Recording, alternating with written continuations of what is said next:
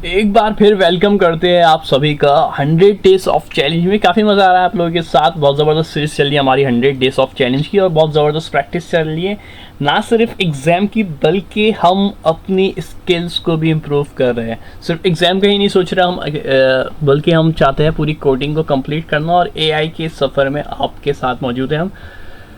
तो exercise number 69 को देखेंगे इसके अंदर, और codevidspeed.com पे मैंने सवाल ऐड कर चुका हूँ मैं ऑलरेडी आप लोगों के लिए। आप देख सकते हैं, बैक टू ओरिजिनल वेबसाइट पे जाऊँगे। ये codevidspeed.com का डिस्प्ले पेज आपको कुछ इस तरीके से नज़र आएगा, और जैसे ही आप एग्जाम क्वेश्चन पे क्लिक करेंगे तो यहाँ पे आपको ये वेबसाइट दिखेगी, और नीचे की तरफ यहाँ पे प्रोजेक्ट भी आप लोगों के ऐड कर दिए है।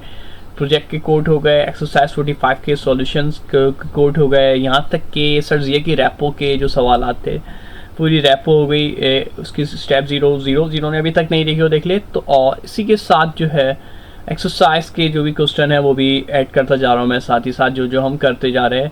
तो आज हम देखेंगे exercise number 69, dividing and finding. Divide करना है और फाइंड करना है रिमाइंडर कहते हैं जो बच जाता है। आप लोगों ने मैथमेटिक्स में पढ़ा होगा, या मैथ्स का सवाल है। Write a function that divide two numbers and return both the question and reminder, use an object to return both value. बोला ऑब्जेक्ट का इस्तेमाल करना, यानी फंक्शन के अंदर हमें ऑब्जेक्ट का इस्तेमाल करने का बोला है, और रिमाइंडर जो बचेगा वो हमें दिखाना है। तो आ जाते हैं हम अपने पास VS कोड एडिटर के अंदर, और एक्सरसाइज नंबर 69 जो हमारे पास मौजूद है उसको हम निकाल लेते हैं। और थोड़ा सा मैं आप लोगों के लिए जूम कर लेता हूँ ताकि बाद में कोई कंप्लेन ना रहे। I think it will be better, या इससे ज़्यादा और जूम बेटर नहीं रहेगा। तो ये सवाल है, सबसे पहले मेरे पास एक फंक्शन बनाने का बोला है, ठीक है। सबसे पहले हमारे पास इन्होंने बोला एक फंक्शन बना ले, तो मैं सबसे पहले फंक्शन बना लेता हूँ अपने पास। फंक्शन का मैं नाम लिख लेता हूँ, रिमाइंडर के नाम से मैं फंक्शन बना लेता हूँ रिमाइंडर, क्योंकि मेरे पास रिमाइंडर बचने वाला है। रिमाइंडर, और रिमाइंडर जो भी होगा मेरे पास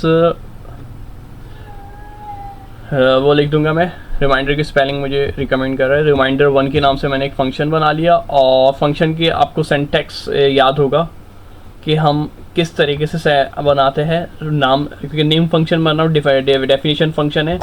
तो पैरामीटर आ जाएगा। पैरामीटर में आपको याद होगा जब भी इस तरीके का केस होता है तो डिविडेंड और डिवाइड का कॉन्सेप्ट आता है।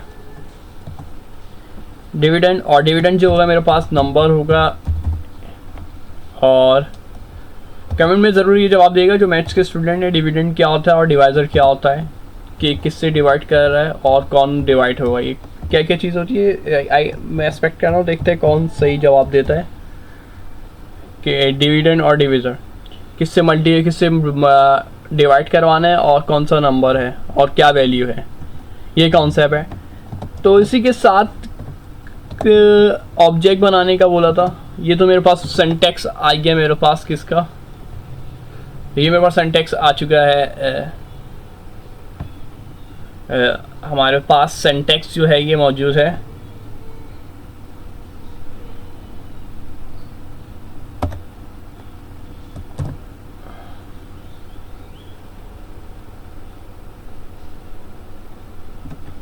एक मिनट, इसको मैं मिटा लेता हूँ, और इसके अंदर हम ऐड कर लेते हैं क्वोशंट को, जो कि हमारे पास नंबर होगा। क्वोशंट की टाइप नंबर होगी, और इसी के साथ मेरे पास जो है, अच्छा प्रॉम्प्ट आ गया, नंबर लिख रहा था मैं, इंटर कर दिया। आई थिंक मैंने उसको जो आ रहा था नंबर, स्पेस दे देता मैं। और रिमाइंडर जो होगा मेरे पास, जो बच रहा होगा रिमाइंडर 1 की बात नहीं कर रहा मैं, जो मेरे पास बच रहा होगा वो रिमाइंडर, उस रिमाइंडर की बात कर रहा हूँ। वो मेरे पास नंबर हो, वो भी मेरे पास नंबर हो। ये सब चीज़ें हमारे पास इसमें नंबर ही होने वाली है।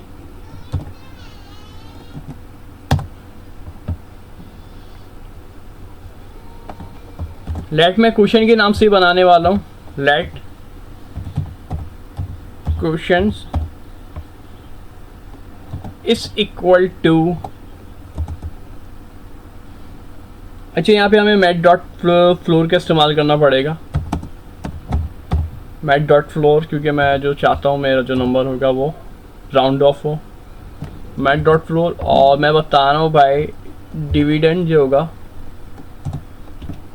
जो भी वैल्यू है यानी डिविडेंड, अब मैंने बता दिया डिविडेंड जो भी वैल्यू है, और डिवाइज़र जो जिस नंबर से डिवाइड करना है उसको मैं डिवाइड करना है, तो मैंने ये फॉर्मूला लगा दिया है। ठीक है, ये फॉर्मूला है, आपको लग नहीं रहा, महसूस नहीं हो रहा, लेकिन ये फॉर्मूला है डिविडेंड डिवाइड बाय डिवाइज़र। जो भी वैल्यू, अगर मैं 26 को डिवाइड कराना चाहता हूँ 5 से, 26 डिवाइड बाय 5, तो ये आपको कॉन्सेप्ट क्लियर हो गया होगा अच्छे से। और हमें क्या बनाना पड़ेगा, एक रिमाइंडर का भी बनाना पड़ेगा, क्योंकि मैंने दो चीज़ें मेंशन की, एक मैंने क्वेश्चन मेंशन किया था और एक मैंने रिमाइंडर मेंशन किया था। लेट, अब मैं स्पेस लेके आई थिंक रिमाइंडर का बनाना है मुझे, जी रिमाइंडर का बनाऊंगा मैं। रिमाइंडर, लेट रिमाइंडर, रिमाइंडर क्या आ जाएगा मेरे पास, लेट रिमाइंडर। और रिमाइंडर में मैं बोल दूंगा, रिमाइंडर नाम से एक और वेरिएबल बना लिया मैंने। अब जो है मैं परसेंटेज की साइन लगाऊंगा,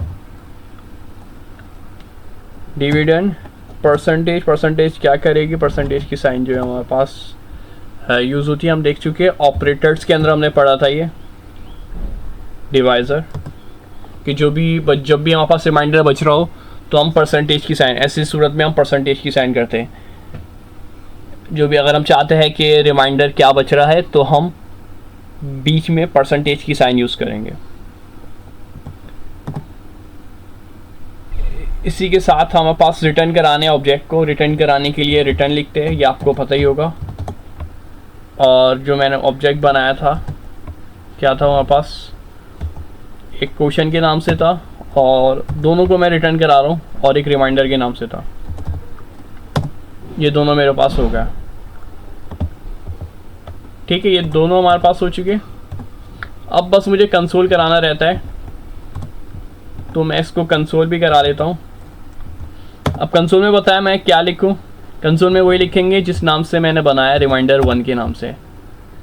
ठीक है, चाहे तो आप ये रिमाइंडर 1 के नाम को चेंज कर लिया, क्योंकि यहाँ पे रिमाइंडर आ रहा है और यहाँ पे रिमाइंडर 1, अगर आप कंफ्यूज हो रहे हैं तो इस नाम को चेंज करके भी बना सकते हैं, कोई मसला नहीं है।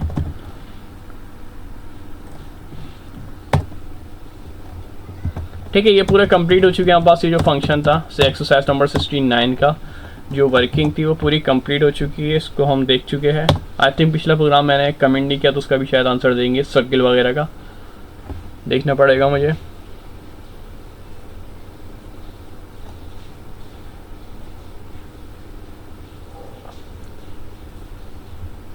ठीक है, तो अच्छा मैंने यहाँ पे एक मिस्टेक की हुई है, वैल्यू नहीं दी मैंने कोई सी भी वैल्यू नहीं दी, वैल्यू मुझे देनी चाहिए थी।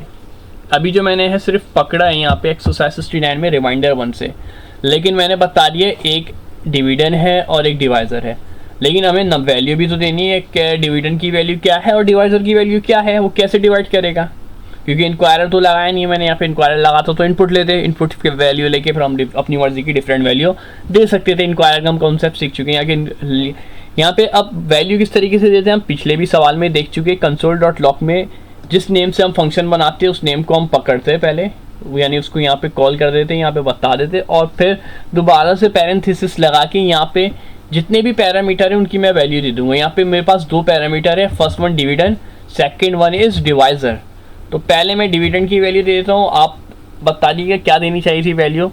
मैं यहाँ पे 26 से मैंने एग्जाम्पल दी थी, तो मैं 26,5 ले लूँगा, क्योंकि ये ऐसी वैल्यू इसमें रिमाइंडर कुछ ना कुछ बचेगा। आपको पता है 26 5 से डिवाइड नहीं होने वाला और रिमाइंडर आई थिंक 1 बचने वाला है।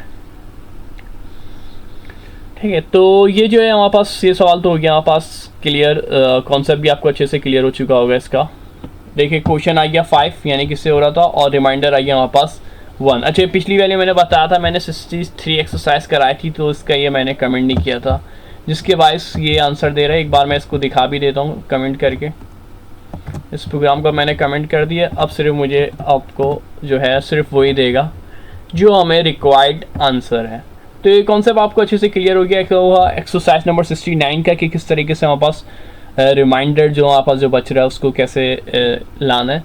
तो आपने देखा इसमें मैंने ऑब्जेक्ट भी बनाया, पहले मैंने फंक्शन बनाया, फंक्शन का नाम रखा अपनी मर्जी का, 2 पैरामीटर दिए, एक डिविडेंड जो कि हमारे पास वैल्यू है और एक डिवाइडर जिससे डिवाइड होगा, दोनों की डेटा टाइप मेंशन की, नंबर है दोनों की डेटा टाइप, और इसी के साथ मैंने एक ऑब्जेक्ट दिया।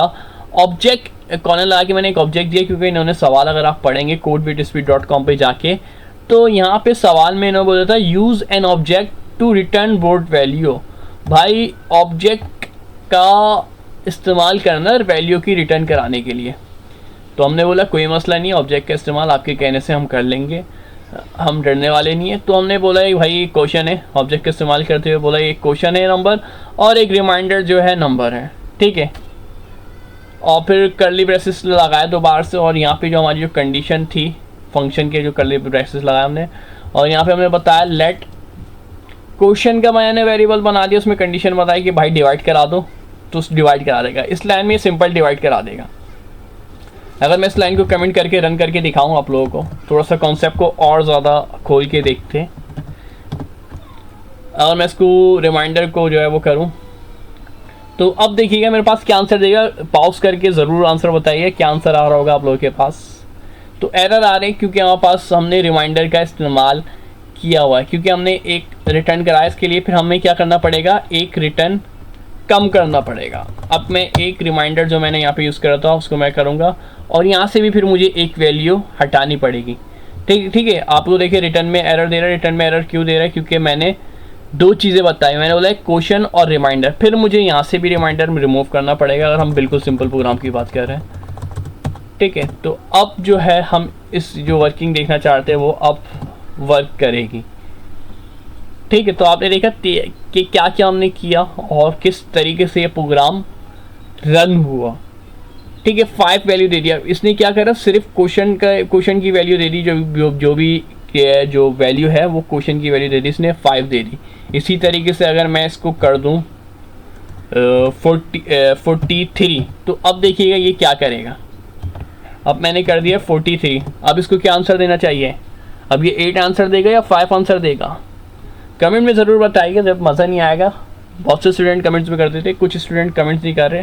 क्वेश्चन अब इसने 8 दिया, अब ये 43 का 8 कैसे दिया, क्योंकि 5 के टेबल में 40 आता है, 43 नहीं आता, 43 से कम 80 आता है, और कितने टाइम्स आता है, 8 ज़ा आता है, 5 8 ज़ा 40, तो 8 ज़ा आता है, तो ये 8 क्वेश्चन यानी कि किस ज़ा आता है 8। लेकिन ये 8 तो दे रहा था, लेकिन रिमाइंडर कैसे देगा, हमें मेन जो टास्क था ना, ये तो हम पहले भी पढ़ चुके हैं, रिमाइंडर कैसे देगा। तो हमने एक ऑब्जेक्ट का इस्तेमाल किया इसमें, यहाँ पे फंक्शन में, यहाँ पे जो हमने किया था ऑब्जेक्ट का इस्तेमाल करके हमने पहले बता दिया अपनी कंडीशन। अच्छा मैं प्रोग्राम में नहीं हूँ, इसको मैं दोबारा से बैक कर लेता हूँ, ये तो कॉन्सेप्ट क्लियर होगा। अब देख लेते हैं हम क्या किया हमारे पास, हमने क्या किया था, क्वेश्चन के अंदर रिमाइंडर भी रखा है एक नंबर, और रिमाइंडर नंबर रखा, और इसी के साथ रिमाइंडर की वैल्यू भी हमने मेंशन कर दी। यहाँ पे रिटर्न में हमने रिमाइंडर को भी करवाया, और जो वेरिएबल से हमने जो कि लेट से वेरिएबल बनाया है उसको रिमाइंडर से बनाया है, ठीक है। ये 3 चीज़ें इंपॉर्टेंट थी हमारे पास यहाँ पे क्वेश्चन के अंदर, यहाँ पे ऑब्जेक्ट के अंदर प्रॉपर्टी देना, और यहाँ पर लेट से स्टोर कराना, और स्टोर कराने के बाद रिटर्न कराना, यहाँ पास फंक्शन की खसूसियात में से है। तो ये अब आपको कॉन्सेप्ट अच्छे से क्लियर होगा किस तरीके से प्रोग्राम रन कर रहा है। शुक्रिया, अल्लाह हाफिज़। इस तरीके से आप और भी काम कर सकते हैं, और भी रिमाइंडर बचा सकते हैं, बना सकते हैं। इस तरीके के प्रोग्राम के रिमाइंडर बच रहे, और भी वैल्यू आप बना सकते हैं। तो कोशिश कीजिएगा ज़रूर खुद से बनाने की, और भी इससे मिलते जुलते। शुक्रिया, अल्लाह हाफिज़।